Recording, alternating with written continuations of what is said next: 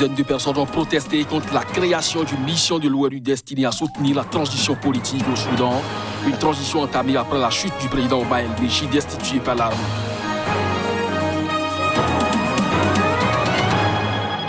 Contre la Covid-19, le Maroc a décidé d'opter pour un allègement progressif des mesures de confinement avec des restrictions sévères dans les grandes villes. La population désapprouve la mesure.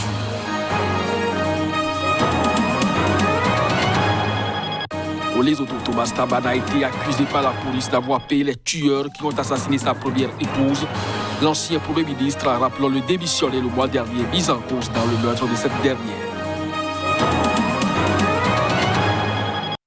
Ainsi se présente le sommaire de cette édition. Bonjour à chacun, bonjour à tous et bienvenue. Des dizaines de personnes ont manifesté à Khartoum pour protester contre la création d'une mission de l'ONU destinée à soutenir la transition politique. Une transition entamée après la chute du président Omar el-Béchir, destitué par l'armée sous la pression de la rue. Nous étions en 2019. Reportage. Les manifestants se sont rassemblés à 200 mètres du quartier général de l'armée avec des drapeaux soudanais et des branches d'arbres, selon un correspondant de l'AFP. La semaine dernière, le Conseil des Nations Unies a adopté une résolution créant une nouvelle mission politique baptisée Mission intégrée des Nations Unies pour l'assistance à la transition au Soudan, MINUAT. Saluée par Khartoum, la mission doit commencer en janvier 2021 auprès du gouvernement de transition militaro-civile mis en place en août 2019 pour mener ce processus pendant une durée de 3 ans. Nous n'accepterons pas que les forces de l'ONU entrent dans le pays.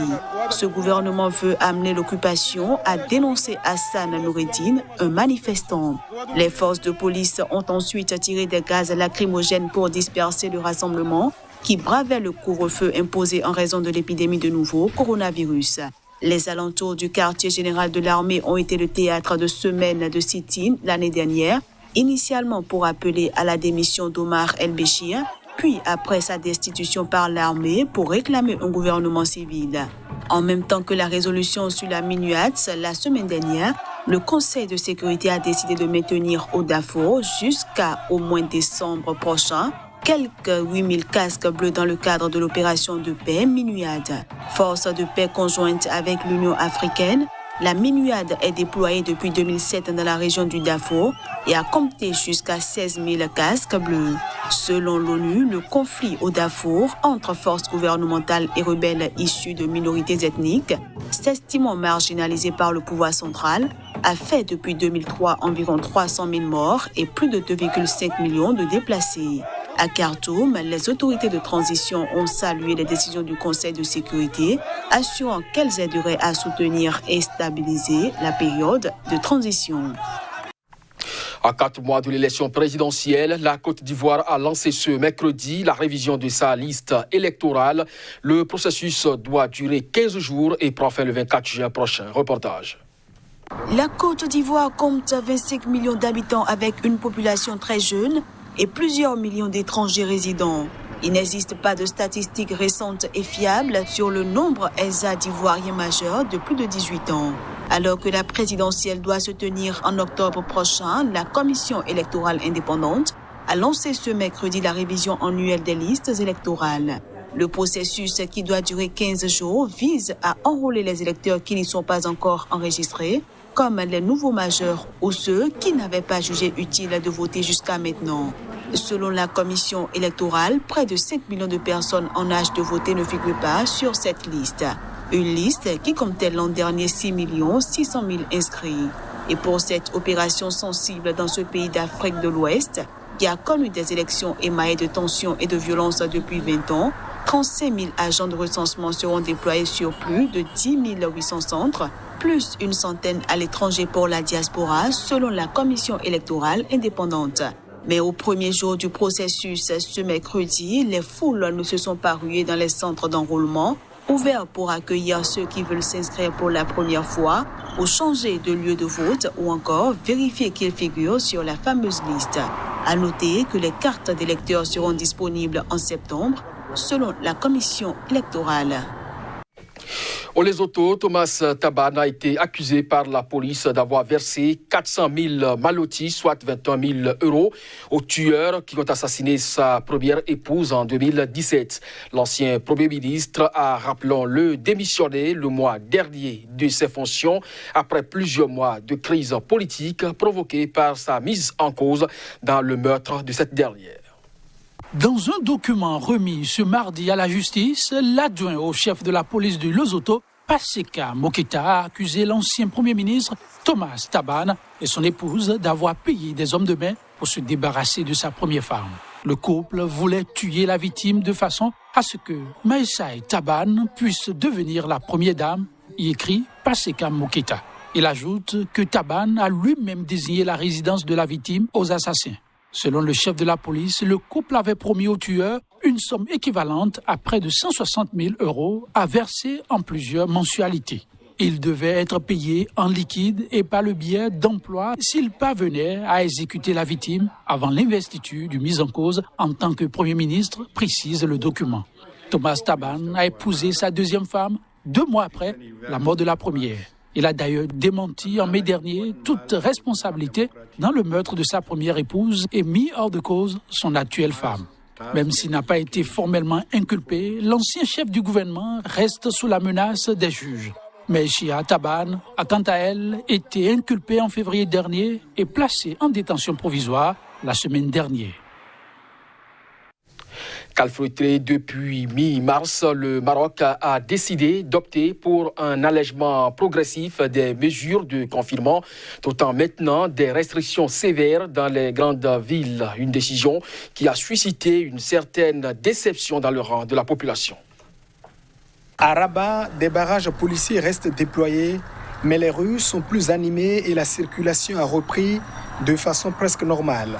Pourtant, l'état d'urgence sanitaire a été prolongé d'1 mois jusqu'au 10 juillet dans un pays désormais divisé en 2 zones distinctes compte tenu des écarts sanitaires entre régions, selon un communiqué officiel publié dans la nuit de mardi à mercredi. Les activités économiques avaient déjà repris timidement fin mai dans ce pays de 35 millions d'habitants relativement épargné par le nouveau coronavirus, avec 8 455 contaminations et 210 décès officiellement recensés. Avec la prolongation de l'état d'urgence, le port du masque reste obligatoire, les rassemblements interdits, les mosquées, salles de cinéma et théâtres fermés, les restaurants et cafés limités aux commandes à emporter. À la grande déception de tous ceux qui vont devoir rester chez eux pour une période indéfinie, les déplacements restent soumis à autorisation exceptionnelle, les enfants ne pourront pas sortir, la pratique du sport en extérieur restera interdite, il sera toujours impossible d'aller chez le coiffeur. Ces derniers jours, des médias marocains ont multiplié les appels à lever le confinement, pointant une situation intenable pour une large frange de la population, surtout dans les quartiers à forte densité. Le confinement est difficile, mais nous a permis de sauver des vies, s'est justifié le Premier ministre Saad Eddine El Othmani mercredi devant le Parlement. Sur les réseaux sociaux, le ton général est à la déception.